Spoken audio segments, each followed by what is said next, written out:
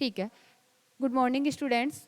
पिछली क्लास में अपन ने क्या किया था, लोरेंज रूपांतरण समीकरण कैलकुलेट किया था और उसके अलावा अपन ने क्या कर लिया था, समीकरणें कैलकुलेट करवा ली थी।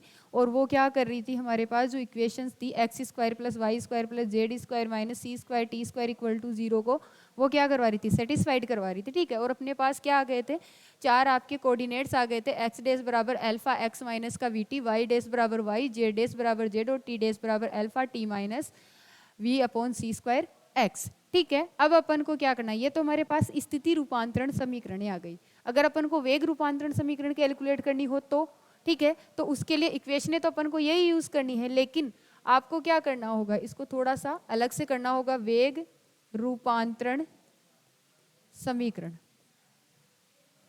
वेग रूपांतरण समीकरण। और वेग रूपांतरण समीकरण के लिए अपने डेफिनेशन क्या लिख सकते हैं कि यदि किसी कण के निर्देशांक या फिर यदि किसी कण का एक निर्देश तंत्र में वेग पता हो और उसी कण का वेग हमें दूसरे निर्देश तंत्र में भी पता हो, तो उन दोनों के वेगों के मध्य संबंध स्थापित करने वाली समीकरणें क्या कहलाएंगी, वेग रूपांतरण समीकरणें कहलाएंगी। ठीक है। तो अपन इसमें डेफिनेशन में लिख सकते हैं कि यदि किसी कण का वेग एक निर्देश तंत्र में ज्ञात हो और उसी कण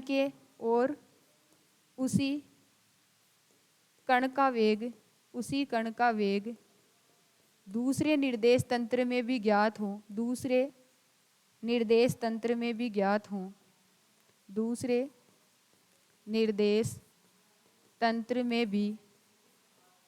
हो तो दोनों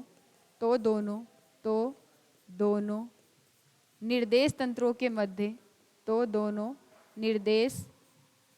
तंत्रों के मध्य संबंध स्थापित करने वाली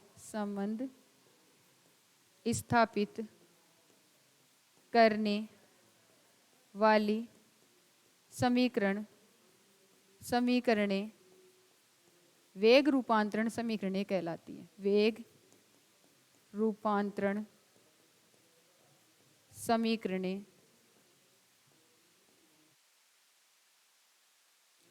कहलाती है।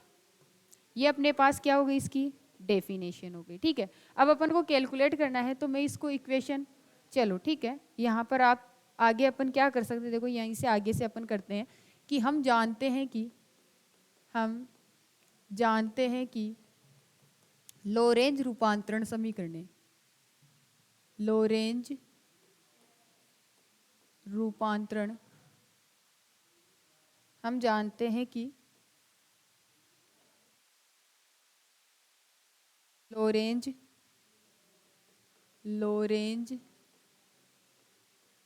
रूपांतरण समीकरण क्या क्या जानते हैं हम, कि हमारे पास क्या होता है,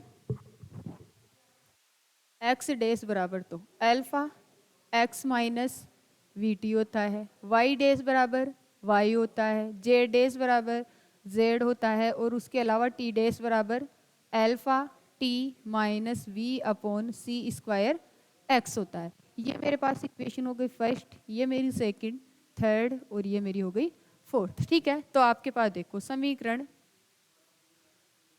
अब देखो इसमें अपन वेग के लिए निकालना चाहें तो पहले एक बार अपन देख लेते हैं। एस निर्देश तंत्र के लिए, एस निर्देश तंत्र के लिए,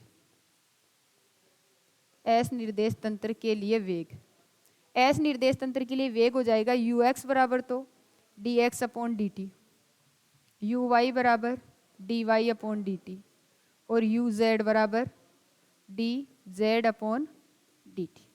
अगर अपन इसी के लिए एस डेस के लिए बात करें तो एस डेस निर्देश तंत्र में वेग घटक, ठीक है, यहाँ पर भी अपन वेग घटक का यूज कर लेते हैं। तो यहाँ पर हमारा यू एक्स डेस बराबर तो d x dash upon d t dash, u y dash बराबर d y dash upon d t dash, और यू जेड डेस बराबर d z dash upon d t dash. ये अपने पास वैल्यूज आ गई। ठीक है।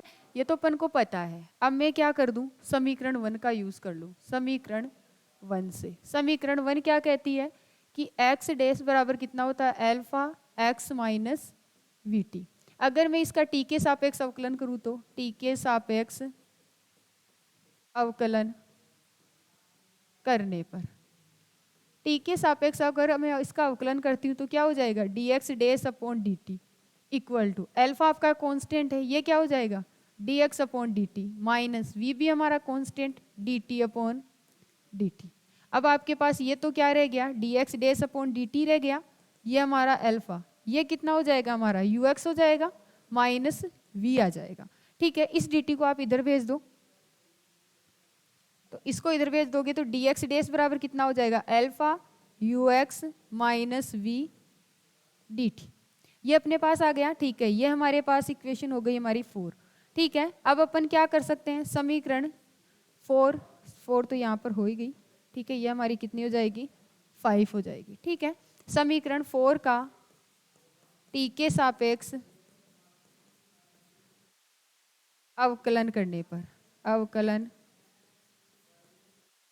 करने पर टी के सापेक्ष अवकलन करेंगे तो ये कितना हो जाएगा, d t dash upon d t equal to कितना हो जाएगा अल्फा, ये कितना हो जाएगा d t upon d t minus v upon c square d x upon d t. यहाँ पर अगर अपन करेंगे तो कितना हो जाएगा, d t dash upon d t बराबर अल्फा, ये हो गया मेरा 1 minus v upon c square u x. ठीक है, अगर अपन इसमें भी डी टी डैश निकालना चाहें तो alpha 1 minus v upon c square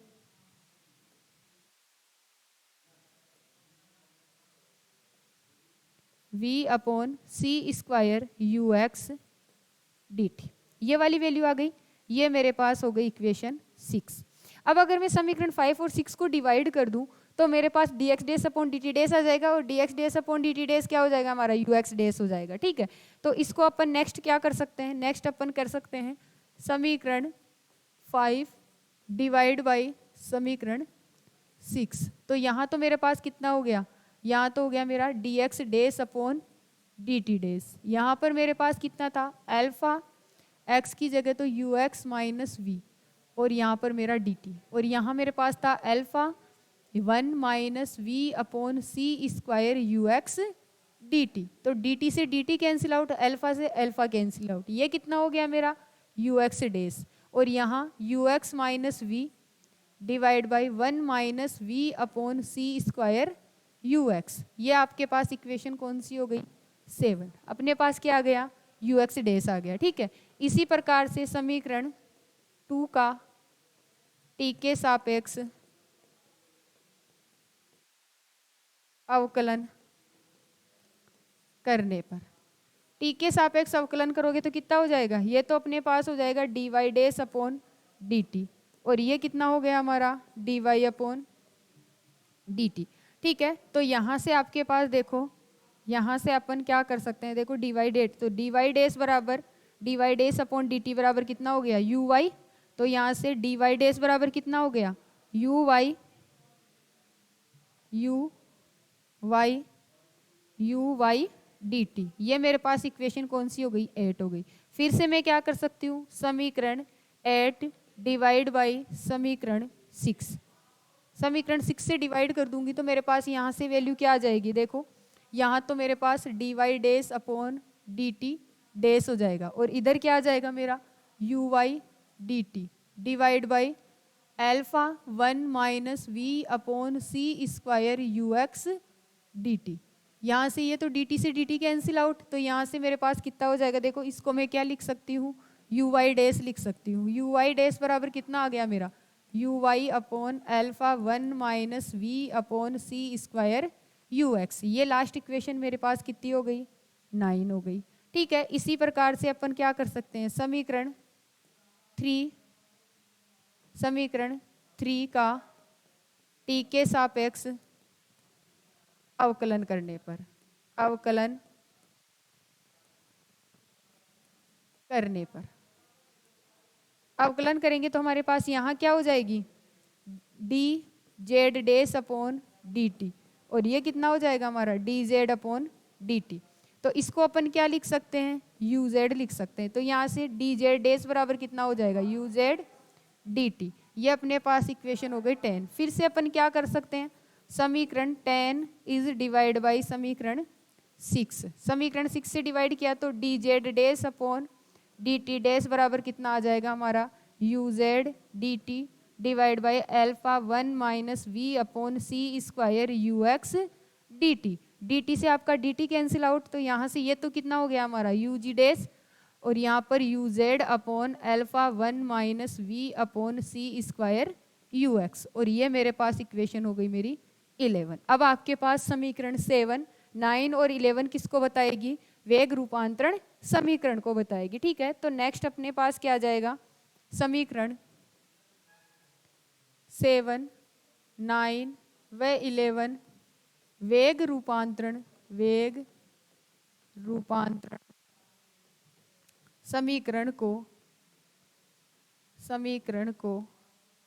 व्यक्त करती है, समीकरण को व्यक्त करती है। ठीक है, अब अपने पास वेग आ गया तो अपन त्वरण रूपांतरण समीकरण कैलकुलेट कर सकते हैं। क्यों, क्योंकि अपने पास अपन को पता होता है कि वेग में समय के सापेक्ष परिवर्तन क्या कहलाता है, त्वरण कहलाता है। ठीक है, तो अपने पास नेक्स्ट हेडिंग क्या आ जाएगी हमारी, त्वरण रूपांतरण समीकरण, त्वरण रूपांतरण समीकरण। तो इसमें आप क्या डेफिनेशन बना सकते हो कि यदि किसी कण का त्वरण एक निर्देश तंत्र में पता हो और उसी कण का त्वरण हमें किसी दूसरे निर्देश तंत्र में पता हो, तो उन दोनों निर्देश तंत्रों के मध्य संबंध स्थापित करने वाली समीकरणें क्या कहलाती है, त्वरण रूपांतरण समीकरण कहलाती है। ठीक है, तो आप क्या लिख सकते हो, यदि किसी कण के निर्देशांक कण का त्वरण, यदि किसी कण का त्वरण एक निर्देश तंत्र में पता हो, एक निर्देश तंत्र में ज्ञात हो और उसी कण का त्वरण दूसरे निर्देश तंत्र में ज्ञात हो, दूसरे निर्देश तंत्र में ज्ञात हो तो उन दोनों निर्देश तंत्रों के मध्य, उन दोनों निर्देश तंत्रों के मध्य संबंध स्थापित करने वाली समीकरणें, स्थापित करने वाली समीकरणें त्वरण रूपांतरण समीकरणें कहलाती है। ठीक है, तो ये अपने पास आ गया कि अपने पास त्वरण रूपांतरण समीकरणें होती क्या है। ठीक है, तो इनको कैलकुलेट करने के लिए अपन क्या लेंगे, वेग रूपांतरण समीकरणों का यूज करेंगे। ठीक है, तो अपन क्या जानते हैं, हम जानते हैं कि, या फिर हम जानते हैं क्यों लगाते हैं अपन, इक्वेशन का यूज कर लेते हैं समीकरण 7 से। समीकरण 7 क्या कहती है कि ux डैश बराबर कितना होता है, ux minus v divide by 1 minus v upon c square ux। ठीक है, टी के सापेक्ष अवकलन करने पर, टी के सापेक्ष अवकलन करेंगे तो ये तो कितना हो जाएगा हमारा, d u x dash upon d t equal to d upon d t u x minus v upon 1 minus v upon c square u x. ठीक है, तो इसको अपन क्या कर सकते हैं, देखो ऐसा थोड़ा सा लिख सकते हैं कि d upon d t u x minus v, और इसको लिख सकते हैं 1 minus v upon c square u x inverse 1। ठीक है, ये अपन लिख सकते हैं। अब ये आपके पास किसके रेस्पेक्ट में हो जाएगा, u और v के रेस्पेक्ट में डेरिवेट हो जाएगा। पहले एक बार u का करेंगे, v को छोड़ेंगे, v का करेंगे, u को छोड़ेंगे। ठीक है, तो इसके लिए देखो, इसका अगर अपन डेरिवेटिव करते हैं तो अपने पास क्या आ जाएगा, देखो d u x dash upon d t equal to, यहाँ पर देखो पहले अपन क्या करते हैं, यू एक्स का इस वाली टर्म का करते हैं, इसको एज इट इज रहने देते हैं। तो ये तो कितना हो गया हमारा d u x upon d t, और ये v का करोगे तो आपके पास 0। इसको आपको एज इट इज छोड़ना है, तो 1 minus v upon c square u x inverse 1। फिर अपने पास आ गया प्लस। अब अपन यू एक्स माइनस वी को तो एज इट इज छोड़ेंगे, इसको करेंगे तो क्या हो जाएगा, क्या होता है x की पावर n का n, x की पावर n माइनस 1 होता है, ठीक है। तो इसका करेंगे तो अपने पास -1 और 1 minus v upon c square u x की पावर -2। फिर इसका करेंगे तो कितना हो जाएगा, 0 minus v upon c square u x d u x upon d t. ये हमारे पास इसकी वैल्यू आ गई। अब अपन जानते हैं कि D u x upon d T क्या हो जाएगा, ए एक्स हो जाएगा, ठीक है। तो यहाँ से आपके पास देखो, नेक्स्ट अपन यहाँ से करते हैं, ठीक है। तो ये तो कितना हो गया हमारा, d u x dash upon d t equal to,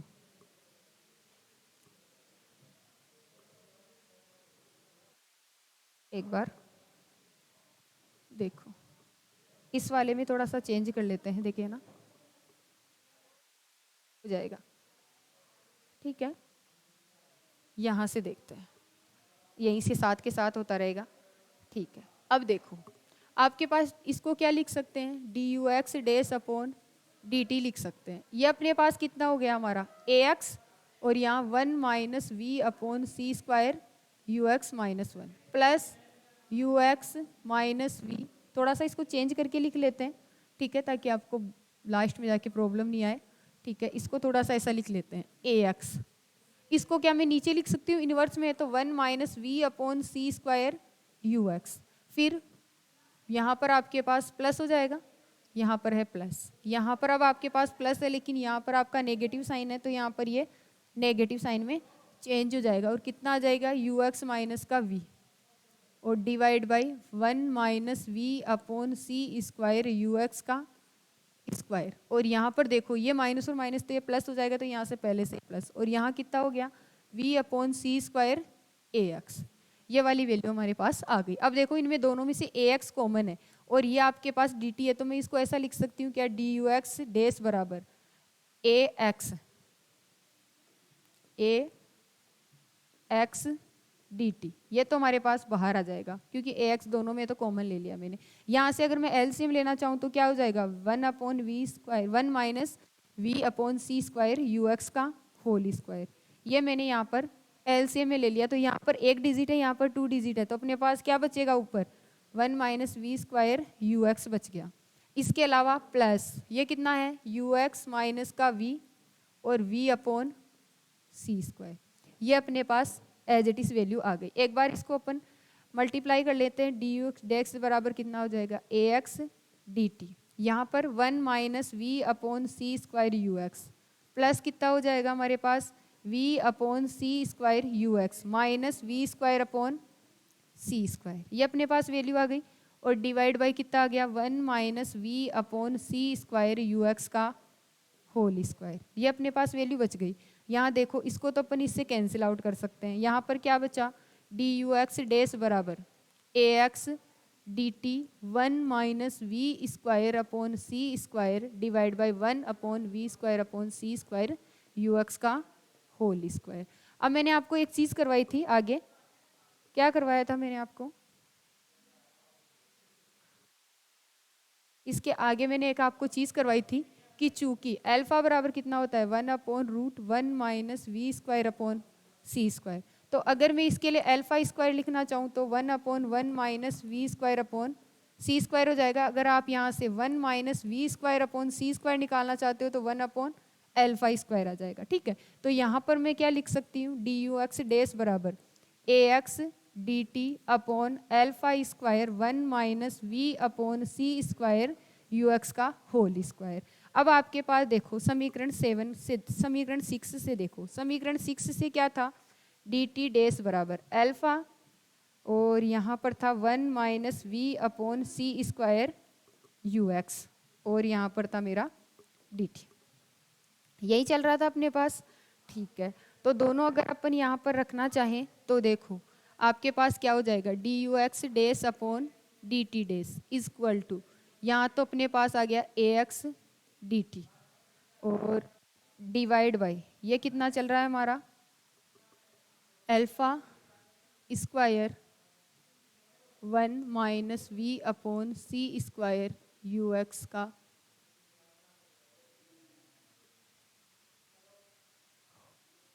का होल स्क्वायर, और इसके लिए अगर अपन करते हैं तो आपके पास डी टी डेस, यहाँ कितना हो जाएगा, alpha 1 minus v upon c square u x d T.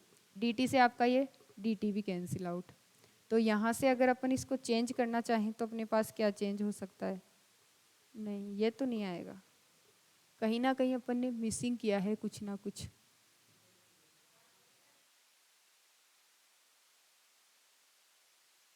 एक मिनट,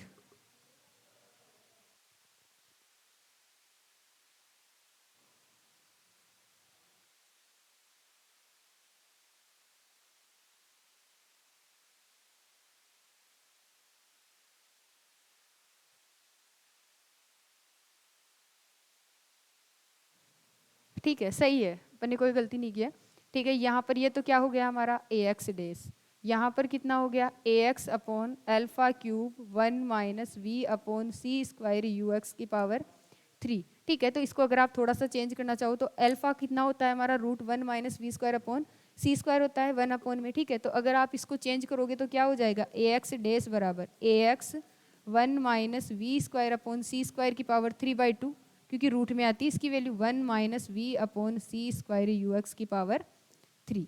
ये हमारे पास क्या आ गया, ए एक्स डेस आ गया। ठीक है, इसके बाद में नेक्स्ट अपने पास क्या आ जाएगा, देखो यहाँ से अपन क्या निकाल सकते हैं, देखो ए वाई डेस भी निकाल सकते हैं। क्यों, क्योंकि अपन जानते हैं कि यू वाई डेस बराबर कितना होता है, यू वाई डेस बराबर u y 1 minus v upon c square u x, और यहाँ पर अपने पास अल्फा, यही हमारे पास बच रहा था। ठीक है, इसको थोड़ा सा चेंज करके यहाँ से लिखते हैं समीकरण 9 से।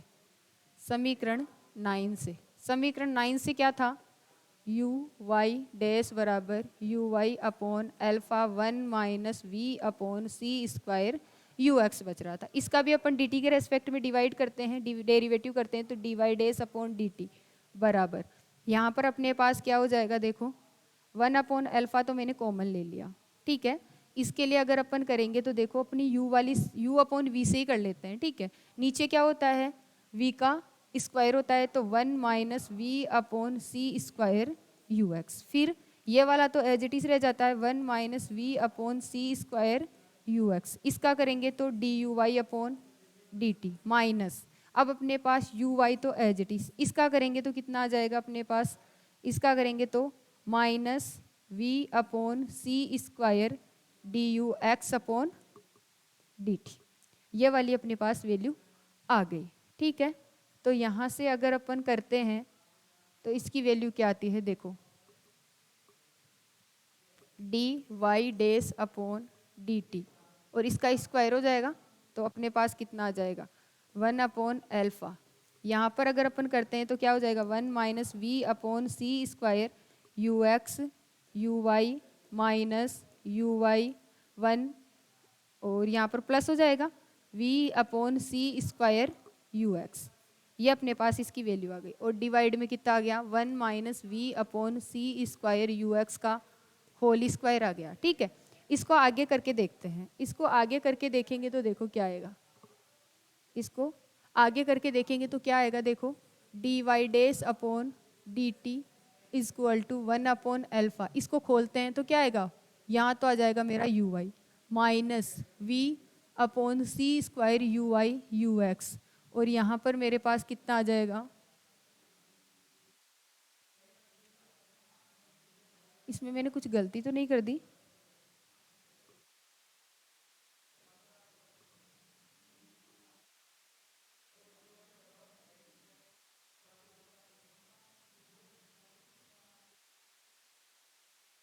यहाँ से अपन ने कुछ ना कुछ गलती तो कर दी है शायद, d u y upon d t, यहाँ से अपने d u y d t upon बराबर अपने पास क्या आना चाहिए था, ए वाई आना चाहिए था। ठीक है, यहाँ पर हमारे पास क्या आ जाएगा, ए वाई आ जाएगा। ठीक है, अब देखो यहाँ पर अपने पास क्या आ गया,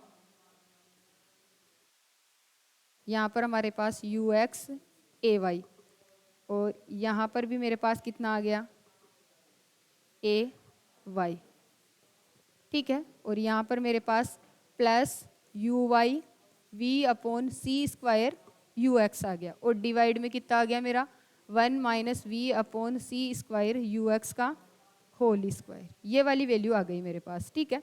अब आपके पास देखो, इसको अगर अपन डी वाई डेस लिखना चाहें तो क्या लिख सकते हैं 1 अपॉन एल्फा डी टी, और यहाँ पर देखो यहाँ ए वाई तो आपका बाहर है, इसमें से अपन क्या क्या कॉमन ले सकते हैं, यहाँ से अगर अपन प्लस में लें तो v upon c square u x common ले सकते हैं, तो ये कितना हो जाएगा u y minus a y, और divide by 1 minus v upon c square u x का होल स्क्वायर। ये आपके पास आ गया, ठीक है। अब आपके पास फिर से अपन कौन सी समीकरण यूज करेंगे, समीकरण 6 का यूज करेंगे।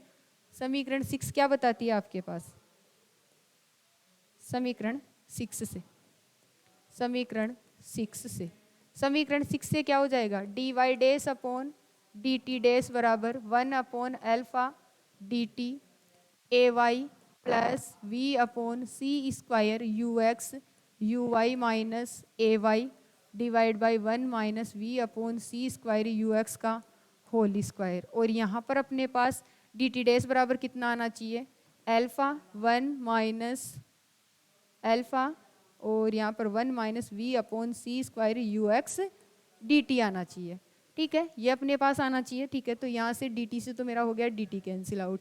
यहाँ पर क्या बचा d y dash upon d t dash को अपन क्या लिख सकते हैं ए वाई डेस लिख सकते हैं। तो यहाँ कितना हो गया हमारा ए वाई डेस बराबर 1 upon alpha square a y plus v upon c square u x u y minus a y divide by 1 minus v upon c square u x की पावर 3। ये अपने पास क्या आ गई इसकी वैल्यू आ गई, ठीक है। क्योंकि अपने पास यहाँ से यहाँ तक ये अल्फा स्क्वायर हो जाएगा, और यहाँ से अपन इसको मल्टीप्लाई करेंगे तो कितना हो जाएगा 1 minus v upon c square u x का होल स्क्वायर हो जाएगा, ठीक है। इसी प्रकार से इसी प्रकार अपन क्या लिख सकते हैं इसी प्रकार, अब इसमें अपन को कोई भी चेंजेस नहीं करना है, इसी प्रकार लिख सकते हैं अपन, क्योंकि अपने पास अपन को पता है कि जो इनकी समीकरणें आई थी वो एक जैसी आई थी यू वाई की डैश की और यू जेड डैश की, ठीक है। तो इसी प्रकार ए जेड डैश। अब अपन को एक चीज याद रखनी है कि जहां जहां वाई है वहां वहां अपन को क्या करना है जेड चेंज करना है ओनली, ठीक है।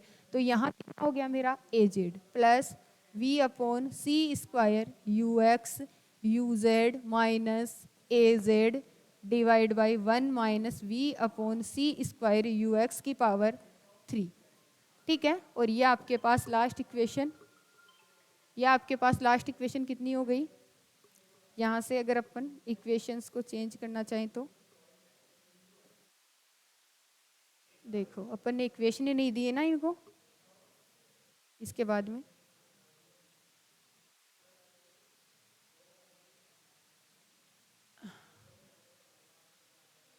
लास्ट इक्वेशन कितनी रह गई थी अपने, ठीक है। इसको कैपिटल ए दे लेते हैं, ठीक है। ये अपने पास क्या हो जाएगी कैपिटल ए इक्वेशन, ठीक है। फिर अपन इसको लेके चलते हैं तो यहाँ से अपने पास क्या हो जाएगी